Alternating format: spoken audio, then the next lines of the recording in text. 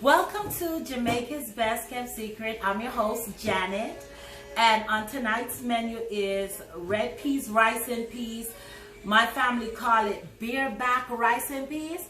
This is something that my grandmother used to make back home in Jamaica. And the tradition of cooking rice and peas this way, my aunt does it and so does my mom at times. So this is my first time making bareback rice and peas, and also a special recipe from my auntie Bibsy, stovetop baked whole chicken. I've never baked a whole chicken on top of the stove, so today I did go over the menu, but the recipe with Auntie Bib. Tonight's menu is really dedicated to two matriarchs of the family, and that is my mom Veronica and my aunt Auntie Bibsy. Now, what made these two women so important? I can't even say one matriarch, I have to say two, because it was like a husband and wife situation. My mom was in the United States trying to make life better while she's helping the family back home in Jamaica. And my aunt, Auntie Bibsy, was a seamstress, so her doing the dressmaking and my mom working together to make sure that the family was taken care of. Tonight's show is dedicated to the two matriarchs of the family, Auntie Bibsy and my mother. Getting ready to make Auntie Bibsy's stovetop baked chicken. I don't know what to call it.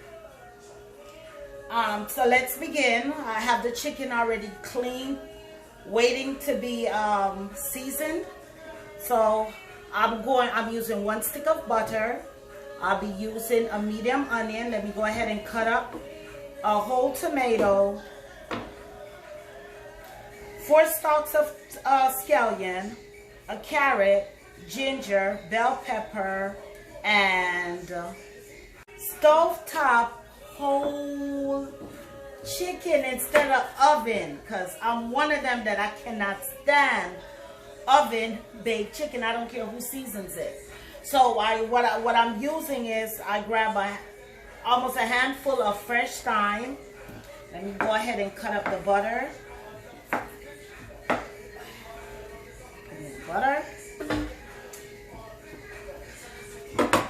All together, I use about half a bell pepper. I like to mix my bell peppers. I'm using, I want to say 3 pegs of garlic, a whole habanero pepper, a medium onion, 1 tomato, 4 stalks of scallion, and carrots. After I finish cutting up all these vegetables, I'll be putting it in the blender. And I'm gonna blend the vegetables out to puree. Along with that, I will be using a tablespoon, the correct, not the eating tablespoon, but a tablespoon of the Adobe all-purpose seasoning, tablespoon of black pepper, the Grace Caribbean ginger and garlic pimento seasoning is another one of my favorite seasonings. Half a tablespoon of Lawry's seasoned salt, because this already has some salt to it, and half a tablespoon of the Finca all-purpose seasoning. I love this. It tastes good on everything. And then I will say not even half a tablespoon of this accent, because since this is just a flavor enhancer, you don't want to use too much of it, because if it's all, it also makes your food too salty, and that's not good. Now all of my vegetables is cut up. I'm getting ready to put them in the blender. So let's begin with my seasoning salt. I'm gonna use a level tablespoon of seasoned salt. So a level tablespoon of the Finca all-purpose season. Love this one. Doing tablespoon of Goya. Though this says Italian, it's black pepper, y'all. Then my Grace Caribbean ginger and garlic pimento.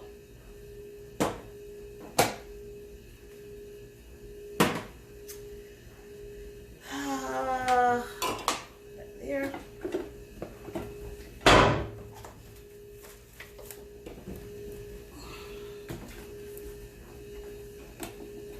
All my seasoning and vegetable is all in here, and what I'm going to do is I like to, because I despise baked chicken, blended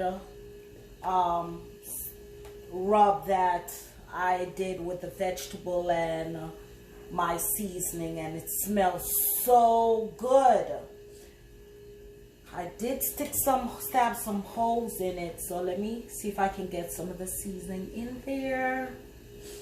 Baked chicken is not my favorite dish, but tonight I wanted to do something dedicated to my aunt, Auntie Bibsy. I remember the time when we were kids, when I was a kid, you, instead of buying chicken that was already plucked, I remember you used to be the one to prepare the chicken, from getting the chicken, you know, killing the chicken, then boiling the water, dipping the chicken in the water, plucking the feathers, and then preparing the chicken for our Sunday meal. So today's recipe is dedicated to my Auntie Bibsy. This seems like a lot, but what I'm assuming is the CM measurement I would have used on the whole chicken is the same measurement I'm using on this, so it should not be too much. Let me go ahead and just cover the whole thing.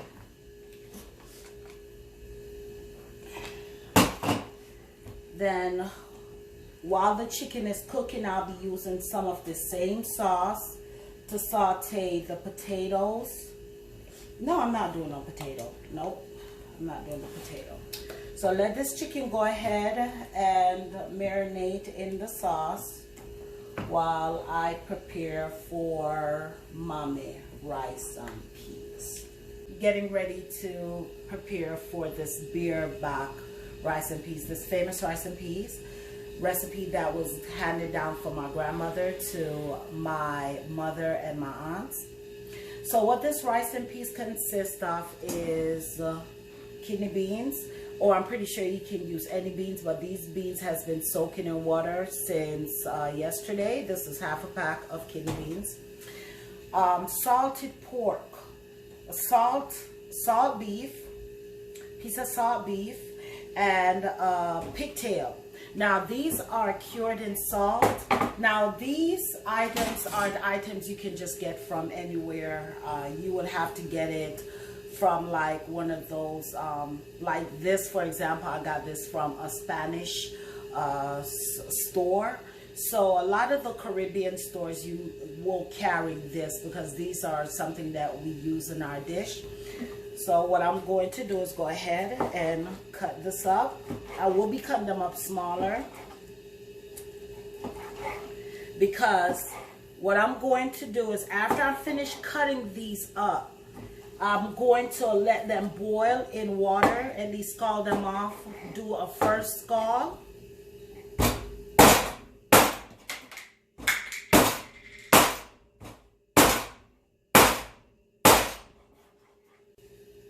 Okay, after the first scald of the meat, I'm going to throw that water off because it's extremely salty. Then I'm going to boil the peas, the meat, my ox coconut. I'm going to show you guys how to do ox coconut and get the coconut milk prepared for the rice and peas. But while that's boiling, I'm going to do that. And also I will be boiling a peg of garlic. with about half a dozen of these pimento seeds and my thyme. All of this is going to be boiled together so the pot can be thoroughly seasoned. And once everything seems as if it's cooked, the meat is tender, the peas is tender, then I will be adding my jasmine rice.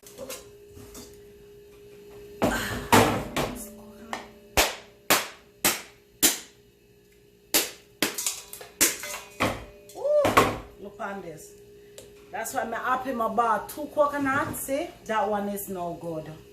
That is why I prefer to just go ahead and get a canned coconut, because even when I'm trying to do the authentic dishes, you're almost wasting money, because it's not like you can take this back to the store and tell them that them sell you spoiled stuff. You know what I'm saying? Because they have no control over it. So let's try this next one, see how it turns out.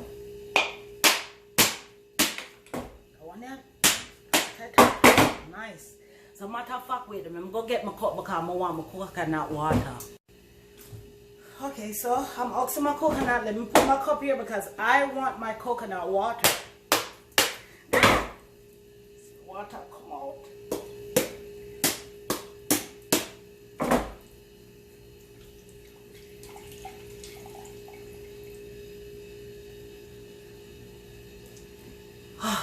I have to drink more water.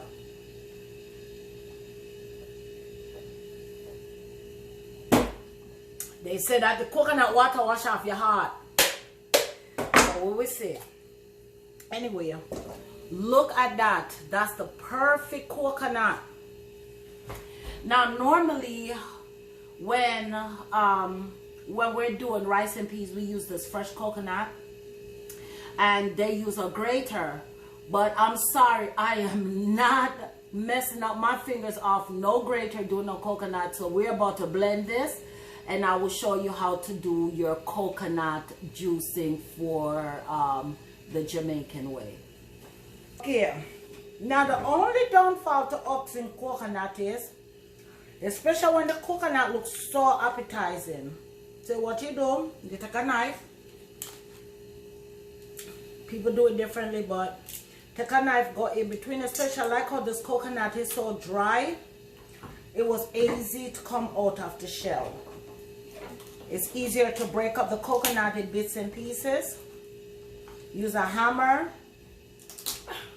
like the meat cleaver that you saw I used, or different people just use different ways of doing it. Make sure you don't cut yourself, please. So like this is very dangerous because let me see if I can get in there because I'm not trying to stab myself. Okay, I was able to get it out. Get the salt. I'm going to rinse this off, then put it in a blender. Alright. So this is how you cut up the coconut. To prepare it for blending, you have to make sure that it's cut up small enough where the blender can crush it. Because don't forget the coconut nut itself is kind of hard.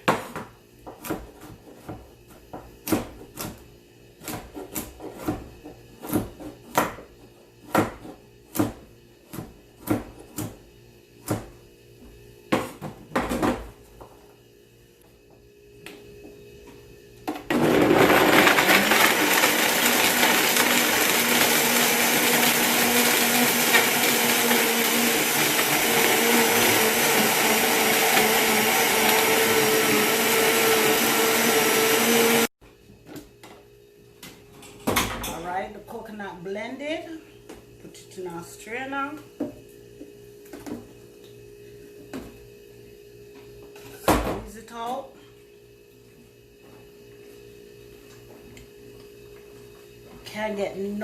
You can't buy no richer milk than this in the store. What I use is some warm water to squeeze out so I can get the juice from the milk. And this is gonna be the milk that I'm using in my rice and peas. Add a little bit more water to it because it looks like we can get some more milk from it. Strain it. Make sure that you strain it really well. Some people use also a cloth to make sure that the coconut trash, you're not eating the rice and peas with coconut trash. And that is how we squeeze coconut milk. So the meat boil, and I throw off the water, and I add in the peas, the seasoning. This has the pimento, some fresh thyme, 2 peg of garlic. It has the salted beef and the pieces of pigtail, and I'm gonna add my coconut milk. Gonna let that boil. I'll come back in about half an hour to check to see how things are coming along, and I will keep you all posted. Okay, so this is the rice and peas, the bareback rice and peas. It look like everything. The peas still have some way. Some of the peas is already cooked. I'm pretty sure this beef is not cooked. We're pretty sure the pigtail right there. Let me see if we can find a pigtail. Oh, I think this is a piece of the pigtail. And you see the pimento and the thyme. So I'm gonna keep making it cook, because anyway I need the water to go down so I can add the rice. Alright, so now I'm getting ready to do the oven style, not oven style, stovetop style whole chicken like my aunt. Now because I've already put in the butter and seasoning in there, I'm just using half a stick of butter in here in the pan, because I don't know how it's going to turn out. So we're gonna keep going. The oil is hot, the butter is hot, so let me put in the chicken.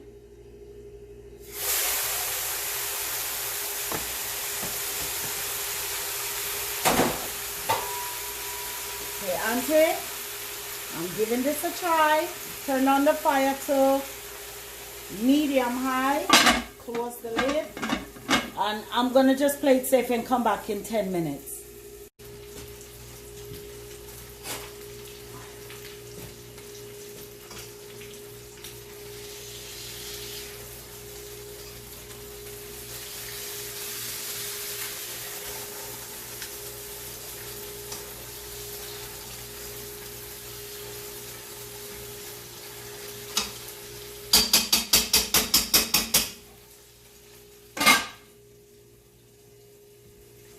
Alright, because I'm nervous of what I'm doing and I've never done this, and I see steam coming from the pot lid, because I want to make sure that the chicken is thoroughly cooked, I put on some foil paper as a reinforcer so none of the steam comes out. So hopefully as the chicken is cooking at the bottom, it's also steaming to help cook at the top.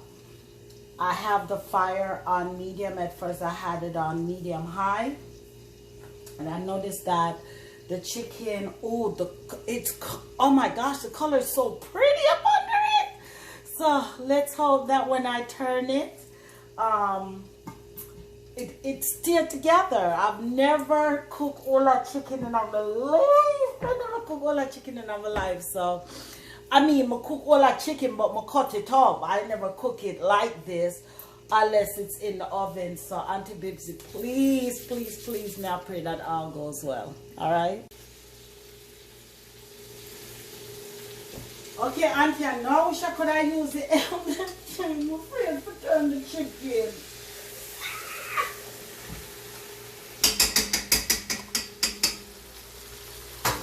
All right. Okay, Auntie, I wish you was here. This is one of them moments. I wish you was here. And like you said, keep basting it. So I'm going to get some more of the vegetable that I blended out, the season that I blended out, and I'm going to put it on top of the chicken while the next side is browning some more. And then after that side brown, then I'm going to put it on the one side and I'll put it on the next side and just keep my finger crossed that the chicken cooked thoroughly through. All right, wish me luck, y'all. The rice is ready to go in the pot. The peas and the seasoning is already cooked. What I did is I made sure it's four cups of rice. I hope this is not gonna be too much rice for the pot. I bet you say it is. So the best way me to go do this now is make sure I do not disturb this pot as the rice is cooking. Now keep my finger crossed that I did not put too much rice in this little small pot. I'm so used to cooking for a large amount of people, so this is kind of different. All right, so let's look at the rice pot now. Well, I use the 2-teeth fork. Remember I said, look, that with rice you cannot stir it, you have to lift it.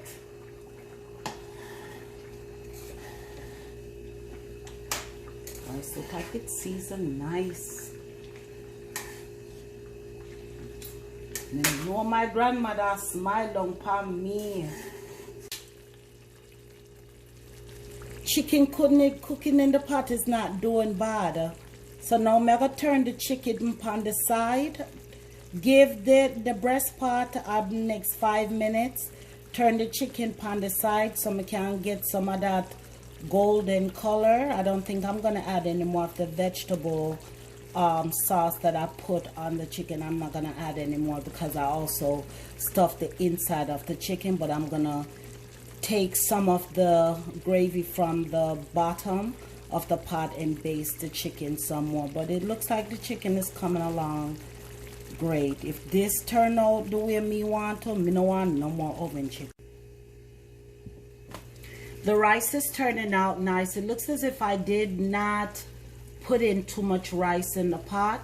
One of the things that I noticed with jasmine rice is you have to keep the lid closed on jasmine rice so that the aroma from the rice stays put. And I'm gonna give the rice another 10 to 15 minutes. The rice should be ready. So I'm here basting the chicken. I tried to turn it on the side, but it wouldn't work for me. So I'm sitting here, I'm gonna baste the chicken.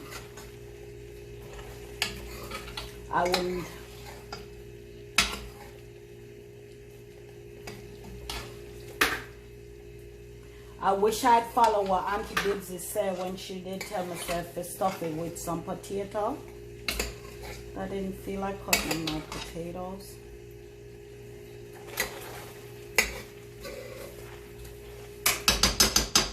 So as you look at this, there is no browning. The coloring is coming from just the butter and the butter in the I think. But let me remind you, this was that ugly base that looked like mustard, and look on it now.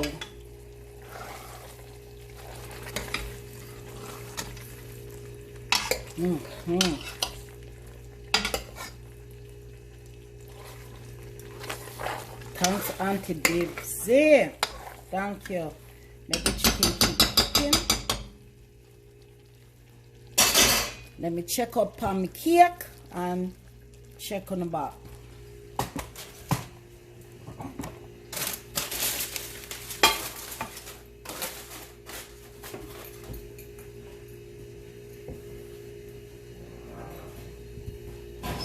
Back rice and peas. Sit here, auntie. Sit here.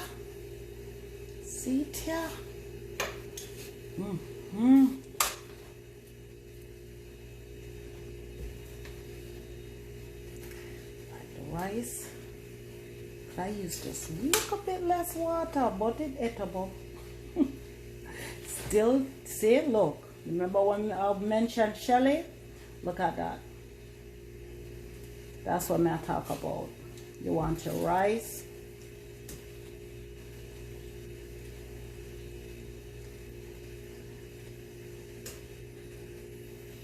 reached the end of my presentation on beer bach rice and peas, my grandmother's specialty that she handed down to her daughters in the family, and Auntie Bibbs's baked chicken, no, Dutch pot style whole chicken. This chicken was cooked on top of the stove. The whole chicken was cooked in the Dutch pot on top of the stove, and I'm really proud that that was my first attempt and I was able to do it. And the next step is Auntie Rosie's cherry cake. This one turned out better. It really bothered me how the next one was too sweet. So this one, instead of me using canned fruits or the dried fruits that's kind of sweet, I use frozen cherries. And let me get my plate together and see how everything turns out. I only wish that I did not throw away the rest of that seasoning. So let me go eat, and I hope you guys enjoyed this presentation. Talk to you later. Bye.